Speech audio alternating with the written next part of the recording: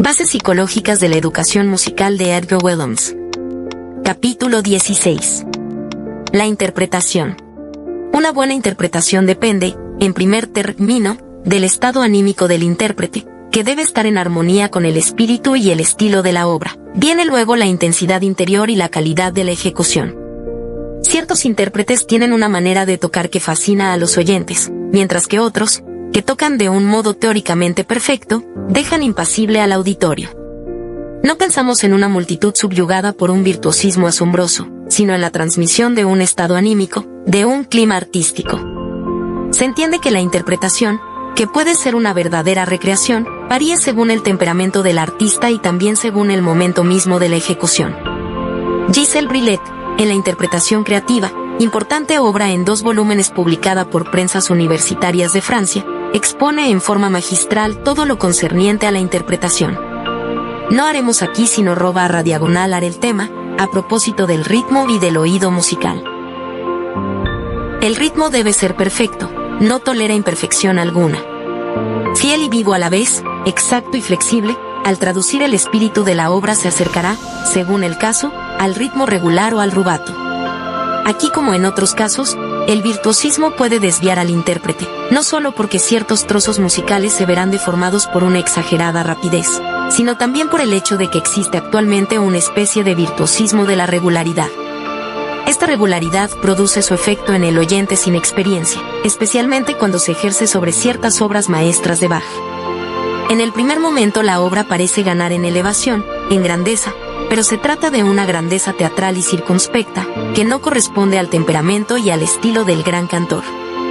Lo mismo acontece, por ejemplo, con la 9ª Sinfonía de Beethoven, en la cual, por una métrica obstinada, la alegría adquiere contornos de frenesí.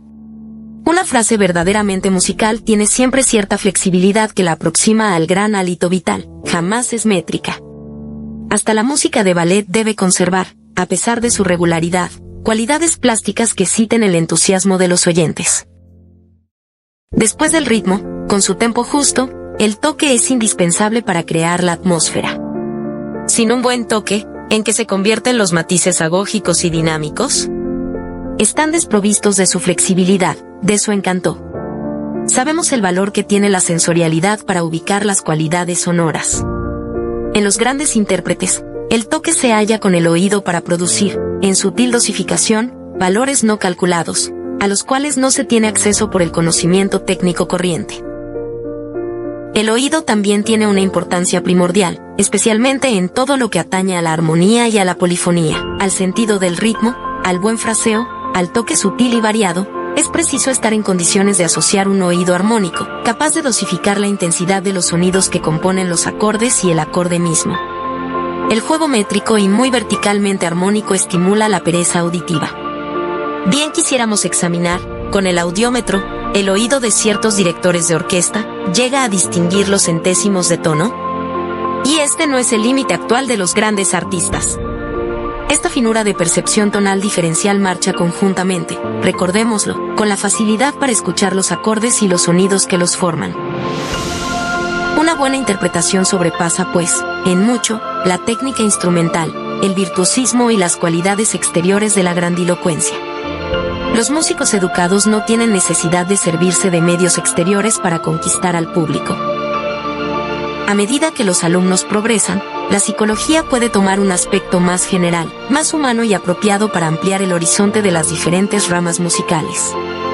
La historia de la música, el estudio de las formas musicales y de los diferentes estilos, pueden ser encarados desde el ángulo de la evolución, a la vez material y espiritual, de la música.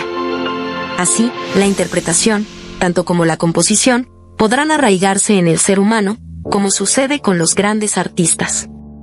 Más allá de la técnica, el intérprete puede alcanzar así el plano del arte donde reina la intuición sintética, y ser llevado por el vuelo de la inspiración. El track. El track es un serio obstáculo en las ejecuciones, especialmente para los seres sensibles.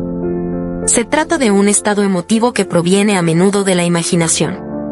Sus causas pueden ser físicas, afectivas o mentales.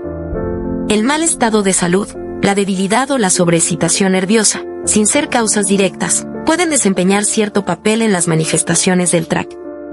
Esto se puede remediar respirando profunda y tranquilamente, sin tensiones, y mediante paseos al aire libre, ciertos tónicos, medicamentos estimulantes o sedantes, según el caso, pueden ayudar a restablecer el equilibrio nervioso.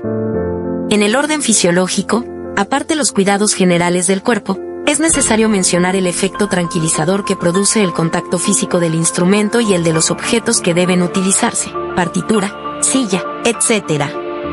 Al concentrarse en esos elementos físicos se puede atenuar el estado emotivo desfavorable. En el orden de la afectividad, toda una gama de emociones puede provocar directamente el TRAC, el temor, el miedo, el amor propio, la vanidad y asimismo los complejos de inferioridad. Cuando se va a tocar, habría que evitar todo contacto con personas muy emotivas o sobrecitables que, sin quererlo, intensifican los estados emotivos. En cambio, las personas calmas y dueñas de ese mismas ejercen una influencia favorable. Pero es sobre todo por el dominio del pensamiento como se puede controlar los estados emotivos. Es nefasto pensar en el TRAC, creer que nada puede hacerse contra él, tener pensamientos vanos, ocuparse del público en lugar de concentrarse en la obra que se va a ejecutar. Hay que evitar todo pensamiento que pueda crear o reforzar el TRAC. Es preciso creer en el poder del pensamiento, en la posibilidad de dominarlo, y hacer un esfuerzo por controlarse, sobre todo en los momentos peligrosos. En cuanto se advierte que es posible modificar el curso de los propios pensamientos, se está bien encaminado. Claro es que si en el momento de tocar se concentra uno completamente en la ejecución, en la obra en sí o en el autor, se disminuye el poder dominante del TRAC, y que se alcanza un grado superior si uno puede concentrarse en el mensaje humano que se aporta al interpretar la obra de un maestro. Por supuesto que es necesario dominar las obras que se va a ejecutar. Ahora bien, este dominio es, por lo general, muy relativo, sobre todo en los principiantes. Es pues menester prepararse lo mejor posible, técnica y artísticamente hablando. Pero en el momento de la ejecución hay que armarse de confianza, descartando todo pensamiento negativo, y colocarse en un plano que trascienda la técnica. Esta ya no debe, en el momento de la ejecución, influir sobre el estado anímico, centrado en la obra misma. Los grandes artistas no siempre eliminan completamente el TRAC, que va a la par de una hipersensibilidad propicia, por otro lado, a la ejecución. Lo que importa es superarlo en el momento que se desea, no luchando directamente contra la imaginación, sino canalizándola. No es, pues, necesariamente por la voluntad como hay que actuar, sino mediante una actitud apropiada que permita combatir el TRAC en su propio terreno, creando emociones positivas, constructivas. Sobre todo, es preciso tratar de trascender la propia personalidad para colocarla al servicio de algo más grande que uno mismo. Tener conciencia de estar unido a una gran obra puede proteger del TRAC al ejecutante y poner al alumno, en el momento de la audición, al abrigo de imperfecciones tales como la vanidad y la pretensión, liberándolo de la duda, la hesitación, en suma, de todas esas manifestaciones psíquicas nocivas que estorban y pueden poblar la imaginación en el momento de presentarse ante el público. Todo pensamiento noble e impersonal libera del TRAC y conserva el espíritu en un estado de receptividad, que favorece la recreación de las obras artísticas.